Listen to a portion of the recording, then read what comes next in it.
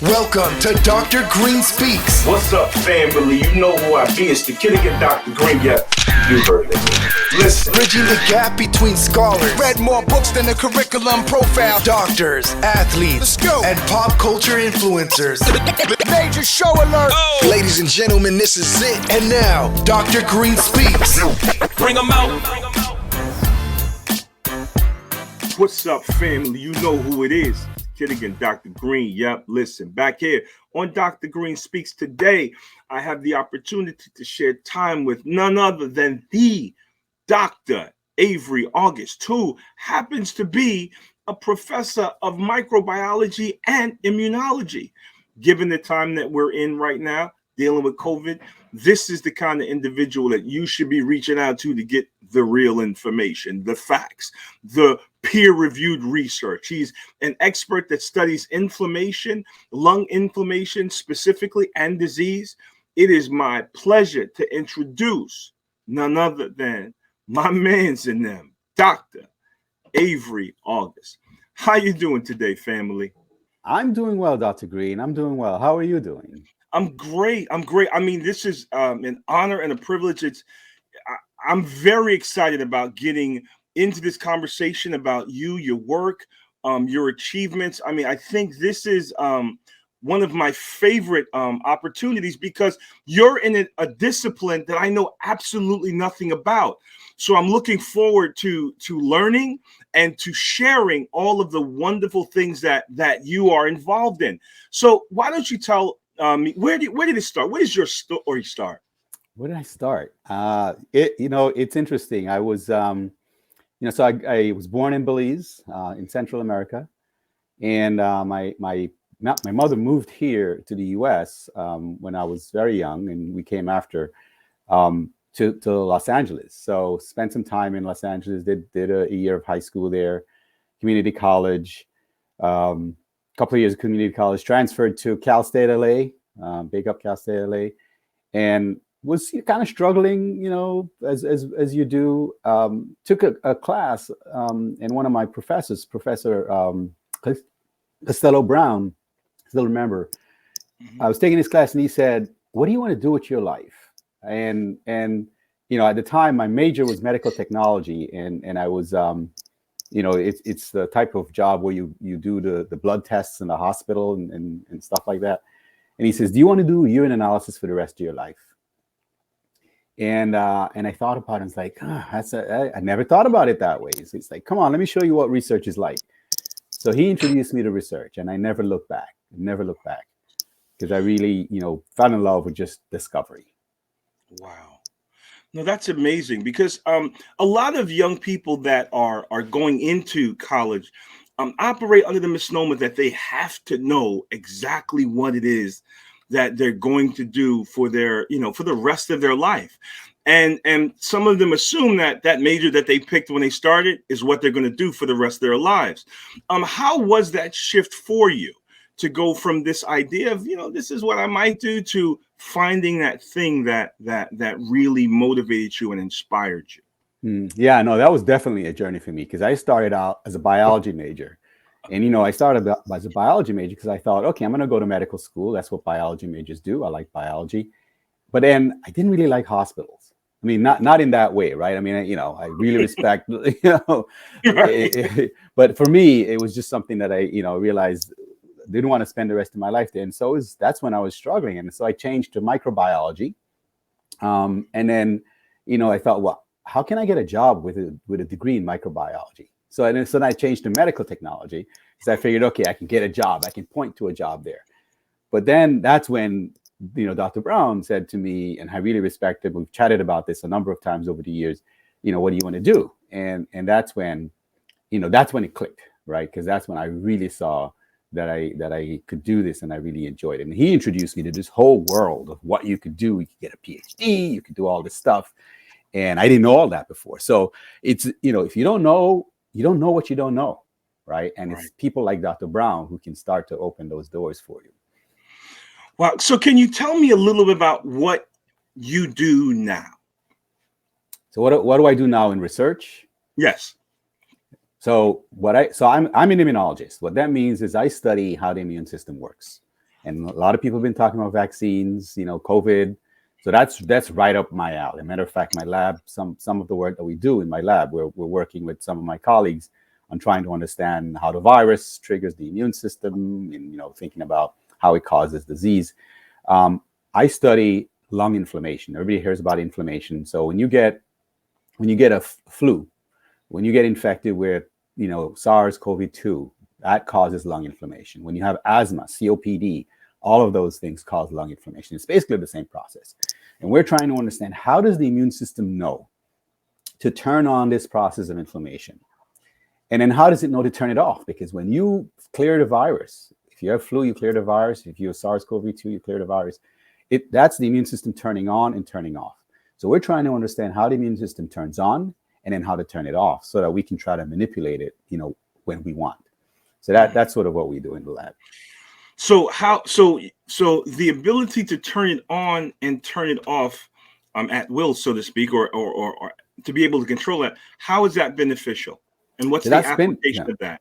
That's beneficial because, when you get infected, I'm going to use SARS, the COVID-2, just because that's what we've been talking about, but it's the same process. When you get infected with this virus, the immune system needs to clear the virus, right? So it needs to sort of send the alarm, turn on inflammation, and inflammation is what drives that. But that inflammation can damage the lung. It's a similar process as when you have asthma. The inflammation damages the lung, COPD damages the lung. So you want to be able to control that. You don't want it to be too high, but just enough so you clear the virus. So if you're able to control that, you can say, turn it on just this amount, clear the virus, and then turn it off, right? And then there are times when you have inflammation. If you have asthma, you have COPD, you have inflammation that you don't want. So you want to be able to shut that down, right? So you want to be able to control that in a way such that you can control the levels, depending on the type of disease, depending on the situation. Sometimes inflammation is good. You need the inflammation to clear the virus. Sometimes it's bad. You need to turn it off, or you need to sort of block, the symptoms that you have of asthma or COPD. So, having a really good understanding of that, it's like learning the rules of the road, right? If you cross the road over here, you're going to run into traffic. So if you understand it, you can control your driving, right? Or driving a car or something, like the gas, the brake. You got to be able to control that. So that's the thing that we try to understand. Wow, that's amazing. And that's so very important. So I would just want to ask you a question. So I think one of the things that I've talked about quite a bit is what I refer to as anti-intellectualism, right? So we live in a day where everybody's on the internet, right? Everybody has an opinion, right? Everybody's an expert on what I Googled it, and I found out, right? So can you tell me, have you felt any frustration as it relates to the flow of information or misinformation on the internet? Because you are one of those experts that people should be talking to directly or listening to, but they're waiting and listening or paying attention to the newest pop star to tell them what they should believe or not believe. Is that a challenge for you when you see kind of the information that's out there and the way that discussions are being had? Oh man, you're touching a nerve here. Edit. The joke is, everybody's a virologist or everybody's immunologist on the internet, right? Everybody's doing their research. And I'm saying, unless you have a lab and you have people and you understand what this means, you're not doing research. You're just reading what's on the internet. And not everything on the internet is true. Right. So definitely, it's one of those things, and particularly for, parts of the Black community, right? I mean, we need to be able to trust the people who have authority and are speaking, and there's a history that's there. Right. So it's not that I'm not arguing against that, but we need to be able to understand that there are experts who have expertise, who know what they're talking, who do the research. People like myself and others who are able to speak authoritatively on these issues. And not everything you see on the internet, not everyone who speaks on this issue is able to tell you the difference between a T cell and a virus. And so if they're talking about, vaccines and they don't have that expertise, then I don't know if I trust them. Just like I'm not going to call on any particular person, but I'm not in your kitchen telling you how to cook, right? So right, right. No, that because that's very frustrating. Because, like you said, there is a history in our community as it relates to medical treatment and medical mistreatment, right? So there is that justifiable questioning, so to speak. But I think it's just gotten to the point where everybody is talking authoritatively about this subject matter. And one of the things that I bring, it's a I guess a cartoon or something where I think it was called The Incredibles, where the bad guy was his objective was to make everybody a superhero, right? And so if everybody's a superhero, then nobody would be, right? And by the same token, if everyone is purported to be an expert, like if everybody takes that positionality, well, I know, then no one knows, because there's so many talking heads that we get lost in the shuffle and say, well, this person said that and this person said the other. So having people like you that are out there, that are in the trenches, that are doing the work, I think we have to do a better job of making sure that your voices are heard above the noise, so that we'll have the kind of information that'll help us to make educated decisions. So you are at Cornell, the vice provost of academic affairs. How is it being as a person of color, right, in a position of a very prestigious, historically white institution?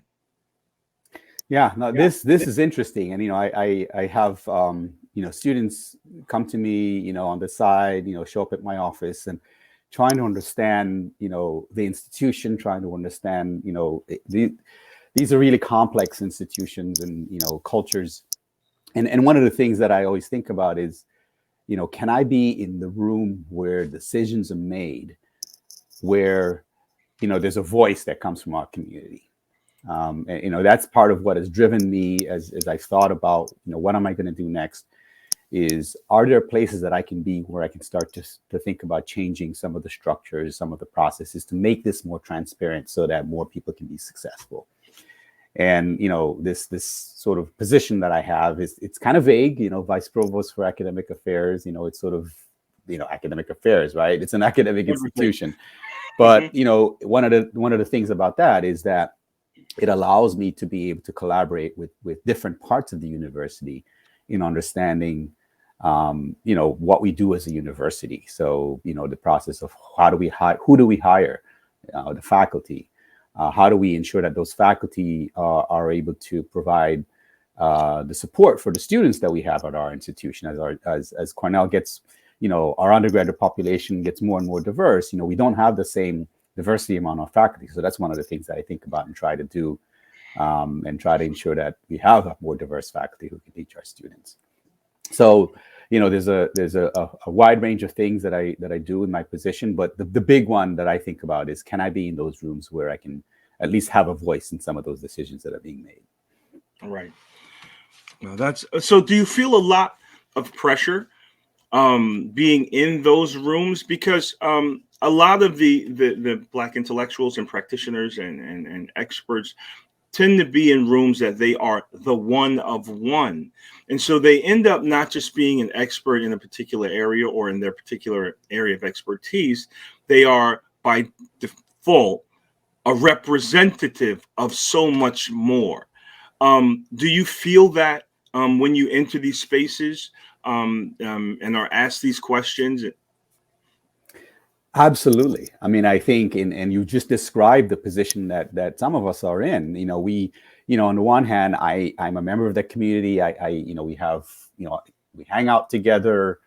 We're doing lunch. We're sort of, I'm there as an individual, as a Black male. But then I show up in those rooms and I have to say, look, I'm an N of one. I don't, I am not the full diversity of the experience that you're asking. I can tell you what I try to consult my colleagues and try to say, what are you thinking? Because I don't have every experience that my Black colleagues have on the campus. but it is quite a bit of pressure because sort of you see the heads look at you, right, and you're like, okay, The whole room. what do you think? I don't know. What do you think? So tell but me yeah, about. definitely pressure. Oh, my apologies. So tell me a little bit about your journey, right? So you're in your undergrad program, right? Tell me about the trajectory from undergrad to where you are now academically. So undergrad, I told you the story about Dr. Brown, and the reason I keep shouting him out because he, as I said, he was pivotal. And I ended up not doing research with him. He introduced me to one of his colleagues, Dr. Phoebe D. And so I did research with her in her chemistry lab. So I did a couple of years of research in chemistry. She really introduced me to the concept of going to grad school. And I decided I wanted to do immunology because I'd taken a course as part of my undergraduate degree in immunology. And I was just fascinated with the immune system. Lots of parallels with the immune system and life. The immune system exists in a state where it can recognize anything before you even come in contact with it.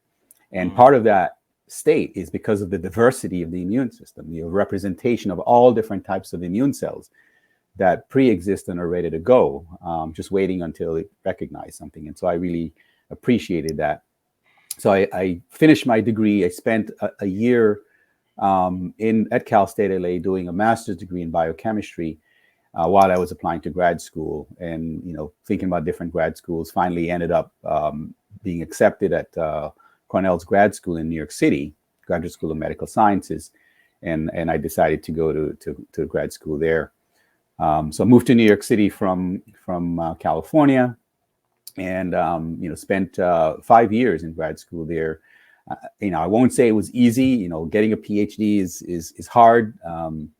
There were times when I really, didn't feel like staying. I wanted to leave, but I always remembered, my mother came here and she made some sacrifices to be able to have us be able to have access to the types of educational systems we have here. And so that kept me going.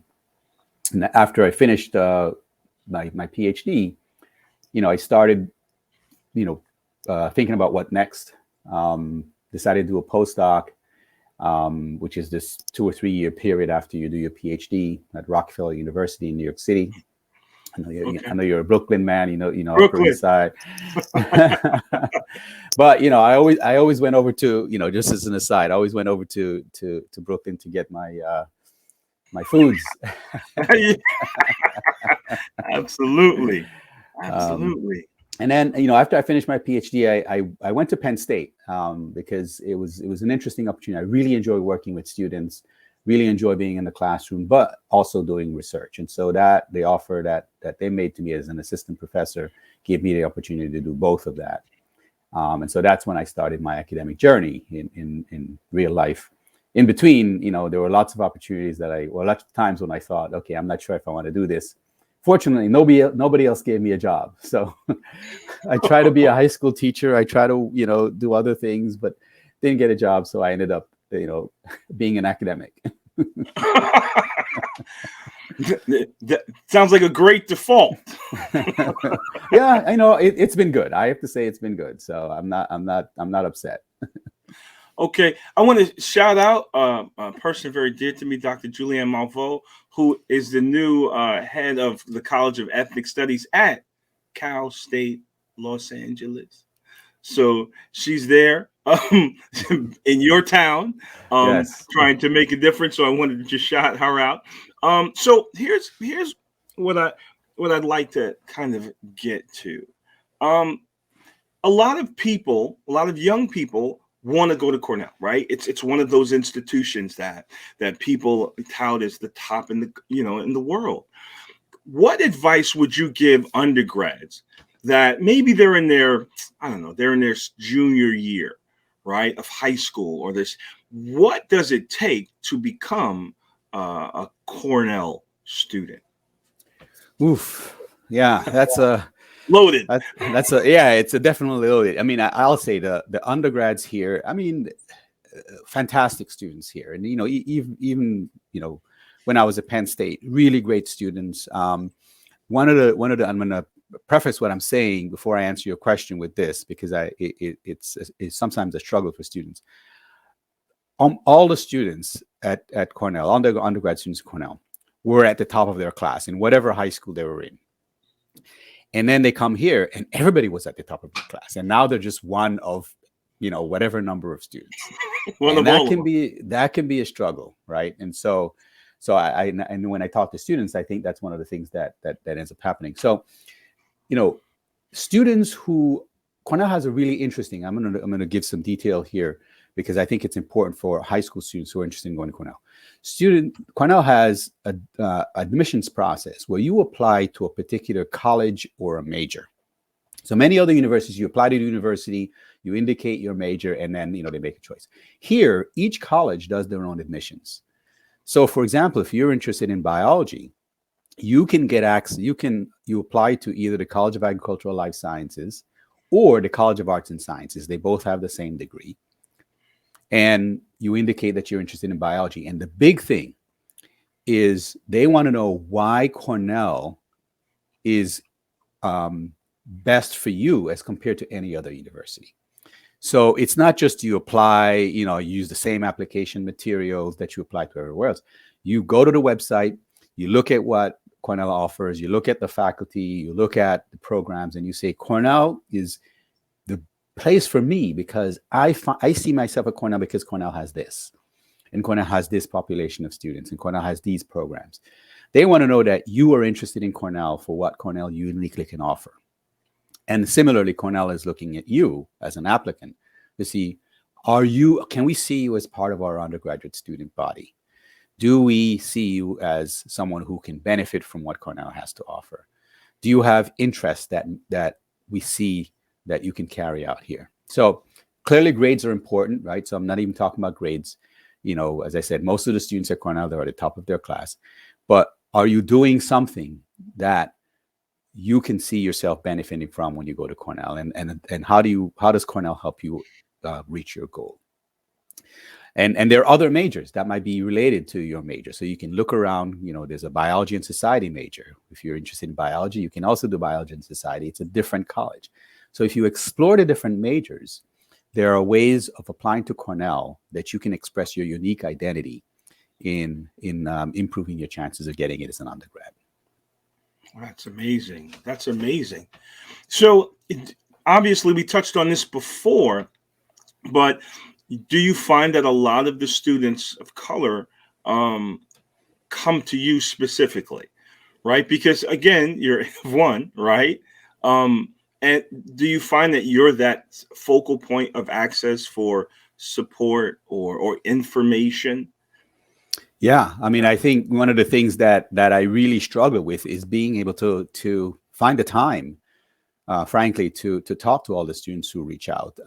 Definitely, students show up at my office, want to chat. They will say, I heard about you because you're part of some organization, or my parents told me about you, and they're looking for someone who, frankly, looks like them, who's in this institution, who can sort of talk a bit about what it feels like to be in that space. So students reach out to me by email, they'll show up at my office. And, as I've done more of my administrative work, I've had less time to do that. And so I try to find different ways, after hours or weekends where I'll chat with students. So it's definitely, one of the things that, people tell you when you're in this space and you're one of a few. You work harder. There are 24 hours in the day, right? Some of my colleagues can focus their time, but I feel I have a duty to be talking to those students when they reach out and to have those conversations. That's incredible. That's incredible. So, Dr. August, can you tell us about one of the challenges, and I'm sure there were many, right? That one of the challenges that you were able to overcome that you thought you might not overcome? Yeah, there's definitely a number of them. But maybe I'll talk about the PhD program. I mean, as I said earlier, it's not easy to get a PhD. I'm not going to sugarcoat that. I think it's worth it. I think it's satisfying once you go through that. but it's so different from when you're an undergrad or any other type of educational process. If you're getting a master's degree, you know what courses you're going to take. You take your courses, you graduate. When you're getting a PhD, you have to discover new knowledge. Talk about it. You have to discover new knowledge, and so what that means, you have to know the limits of what exists, what the limits of what knowledge exists, right? So there's a lot of sort of sitting in the library, reading, catching up, and you have to take these tests. I mean, you know this, Dr. Green. Comps. Oh yeah, oh yeah. You have to take these tests, and you have to get through the test. And I'll tell you, I wasn't sure I would make it. When you're being grilled by those professors, you reach the limits of your knowledge, and you're like, I don't know anything. Right. And you walk out of those rooms and you feel like you don't know anything. But, that's part of the process of learning where the limits of knowledge is. And that's when you start to say, okay, this area is completely unknown, and I have an interest, and I can start to explore that. Right. But there was that period of time, 2 to 3 years into the PhD, man, I'll tell you, I was like, I don't know if I can do this. Oh, that's amazing. I mean, because I had the same challenge, and I think this is really important, right? Because, not everyone, a lot of people talk, I was going to get a PhD. Like, it's something that you can go to Walmart and pick up off the shelf. Like, I'll take a master's and a PhD. And a lot of young people don't understand that that thing is no joke. And one of the things that I think we don't discuss, and I'll just share this from a personal story because I think it's important. You have your comps. Like, you have to pass these exams. And the comps I had to take were ridiculous. CUNY grad synologist. Whew. And so the difficulty associated, first of all, with, like you said, understand that you have to know the canon. You've got to know what's out there first before you formulate ideas about what you might want to do, right? The gap in the literature or the gap in the research. So the kind of commitment and difficulties that you go through, the questioning of your, like you said, the limit of your ability, where you're looking and you're saying, I really don't know this, right? And obviously I went back and did well the next time, but that was an ugly moment, and you really question whether you're cut out to get that degree that they say, less 2% of the population have. So that is, whew. Yeah. And so I think it adds to the frustration of experts like yourself that know your area. Like, you've done the due diligence, the blood, sweat, tears, right? Yeah. And then you got someone else saying, I think so and so and so and so, and they talk about it so authoritatively, and you're looking like, what did you say? Yeah. I didn't just wake up this morning and go to Google and say, okay, I'm gonna read a few lines of immunology and start to speak on this. No, I love when they say, well, I did some research. No, that's not typing that little line in the Google space. That's not research. No, that's amazing. So now you're the chair or part of a committee for a conference, right? Well, can we talk about that for a minute? So I'm really this is the thing that I'm really proud of. This is a conference called ABRCAMS. It's Annual Biomedical Research Conference for Minority Students. We're just changing the name to Annual Research Conference for Minority Scientists, because we really are all scientists. And it is the largest undergraduate research conference for students. It's usually fall. It's held every fall. And over 5,000 attendees, students from all over the country. And it's the one place where, if you are a student of color, and you might be the only one or one of a few in your university or when you go to your disciplinary meeting, but when you show up to ABRCAMS, everybody looks like you. And you walk into that room and it's like the energy is just there. People are excited to be there. People are excited to be among their own community. And so it's a place where, we mentor students. We have, people from all careers who are there to either be mentored or mentor themselves. And so it's really exciting. I really love that meeting. That's awesome. And so where can they get information about this conference? So it's ABRCAMS, ABRMCS.org, ABRCAMS.org, or use Google, and just type in Abracams, and that will give you the link. Do the research. Go to Google and do that deep research. No, that's incredible, and obviously that's something you're very proud of. Because I mean, this coming together. I mean, something that we've done with the Black Doctoral Network also, to create that synergy and an opportunity to be in spaces where you're looking at people that look like you, that have some of the same experiences, challenges, insecurities, right? And to be able to be in this place where you can really express yourself and feel at home, I think is really, really important. That's an incredible work that you're doing. Thank you so very much for it. Dr. August, can you also tell us about the it's Bridges to the Doctorate? Can you tell us a little bit about that? Yeah, so that was thanks for the question. That was a program that I built when I was on the faculty at Penn State. And you were asking me earlier about my academic career, and one of the things that I've always tried to do is try to find opportunities to increase opportunities for people of color, students of color, Black students in particular, to get into STEM, get PhDs. And so when I was on the faculty at Penn State, looked around my department, saw there were, I was it, and trickle of students here and there. And so I thought, well, how can we try to get more students into Penn State? So I went around the country, and I used my own resources to do this. Went to UMBC, that has a fantastic program, a pipeline program for getting students into PhDs, Black students, other HBCUs, and talked to them about the type of students that were there.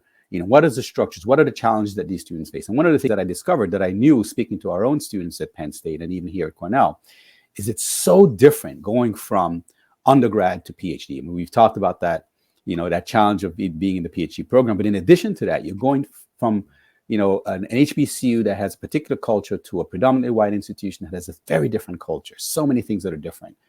And so that I thought it would be good to try to build a program that really addresses this cultural difference, this socialization difference that ended up happening for students who come from those places. So I ended up developing a really good collaboration with a couple of colleagues at Alcorn State in Mississippi, HBCU, very similar characteristics to Penn State, land grant institution.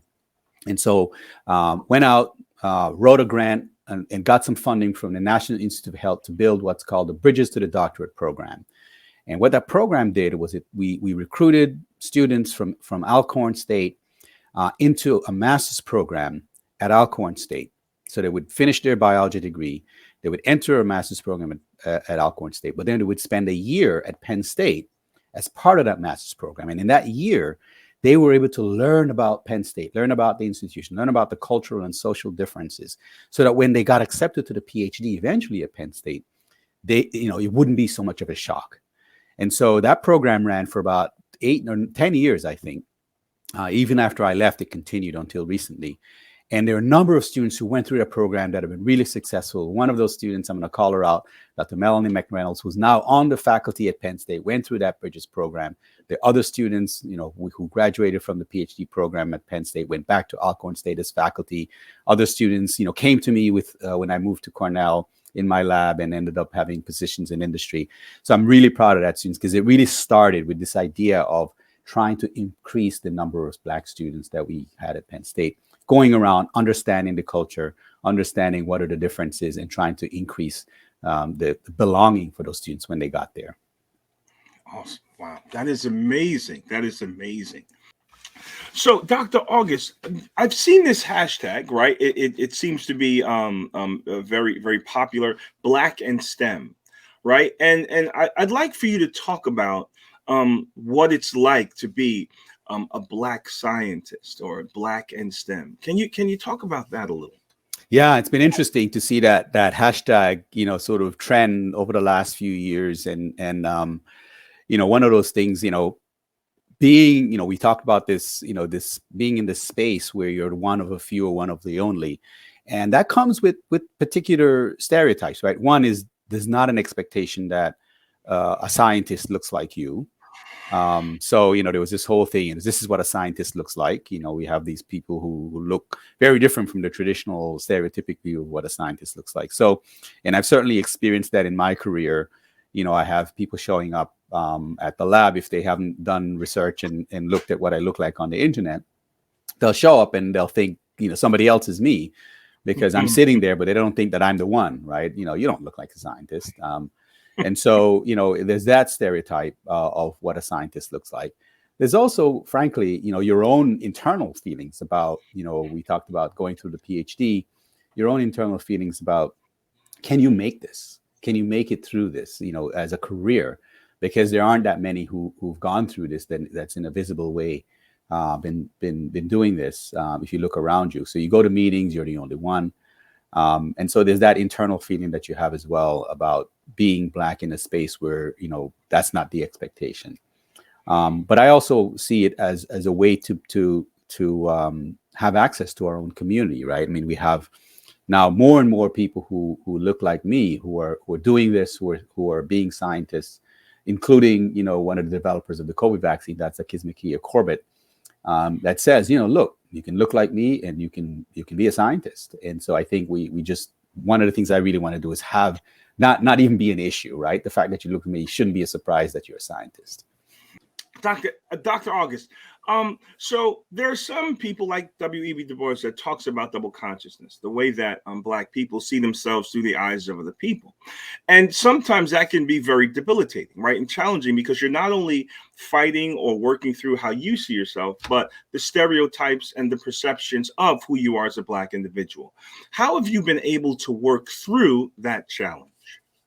Yeah, it's a great question. And it's one of the things that I've certainly had conversations with some of my students about, when you look at around the room and you see yourself through those two lenses, that double conscious that you refer to, the way I've tried to do it is think about, who am I as a person?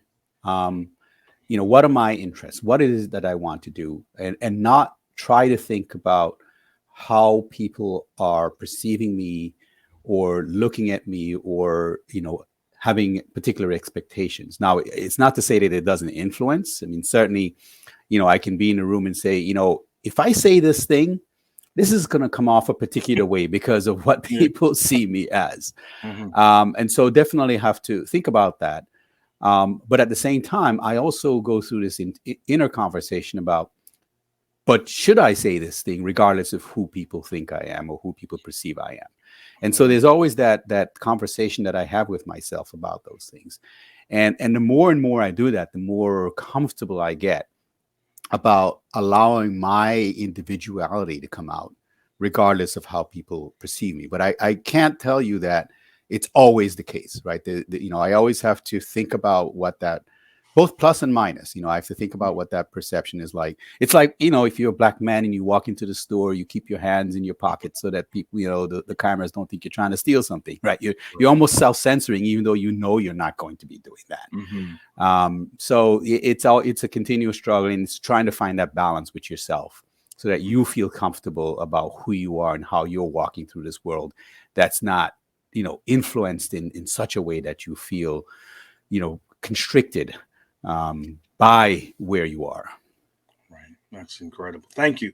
Thank you for sharing. So one of the questions that I like to put out is, if you're talking to your younger self, right, you're here now, what advice would you give your younger self? I would say, don't worry about it. It's going to be okay. Because there are lots of times, where you're like, I don't know, is this going to work? Am I making the right decision here? And I've been thinking about this, and students ask me, how I got to do what I do and decisions and that sort of thing. And there are always these alternate universes of, had I made a different decision, right? If I hadn't gone to graduate school, if I hadn't gone to graduate school at Cornell, and so many different big decisions that you make that I don't know what would have happened the other side, but I know who I am. And so, in the end, I would tell my younger self that, think about it, make the decision, and then look forward, because you can't go back, but you can always go forward. That's awesome. Thank you. Thank you for sharing. Dr. August, right now, there are young Black boys in Belize, in Los Angeles, in New York, who are facing very, very difficult challenges. if you could speak to them right now, what advice would you give them, given you've been in those spaces that they may be in at this point? Yeah, this is the thing that I think about. One of my colleagues and I, a couple of my colleagues actually, and I have been looking at some of this issue around, who gets to join us, because we're in the academy, and one of the challenging things we see is a dearth of Black men as we look at the pipeline, and I think Black boys in particular face so much growing up in the society that we grow up with regards to what they look like and what people expect when they see a Black kid. We can talk about Trayvon, we can talk about others, and it's a challenge because we're just trying to live our lives, we're just trying to do what we do, and so I would say believe in yourself and don't think about, or don't try not to let what others think about you guide what you do and the decisions that you make. Get as much information as you can. We don't know what we don't know. And part of the thing about my journey is that I've had other Black men reach down to me, so to speak, and help me and open those doors for me and give me information that I didn't have. And so be open to that. Be open to people who are ahead of you. Talk to people who are ahead of you. Talk to people who are doing what you want to do and see how they got there. These are the things that I think can help you. And there's all this noise happening around you. You try to think about try not to think about that noise, and try to think about what it is that you want to do. How do you get there? What can you do now to get to where you want to be? And talk to those people who can help you do that. And they will tell you about people who can help you to do that, because we're all trying to make sure that more of us are in these spaces. Thank you. And I'd just like to add to that to all of those boys from Belize to New York, there is a Dr. Avery August. There is a Dr. Maurice Green. There are so many of us that have made this journey. It is not impossible. It is actually very, very probable. If you just understand that it's possible, right? And that, being from Brooklyn, I like to just say that the world is so much bigger than that 4-block radius. Your hood, your neighborhood, your town. It's possible. Just know that you are not your environment, and you are not limited to your current experiences. That there are many of us that have taken that trip and we've come out on the other side okay. Dr. Avery August, thank you so very much for being gracious with your time, sharing your wisdom and your experiences. This is so important for us to be able to do, to show that Black excellence exists, and that the work that's being done is so important. And the work that you're doing, obviously, is so very important to not just to our community, to the world. Thank you so very much for your time, family. Dr. Green, thank you for having me. We're here, we're always here, and we will be here. Awesome. Thank you.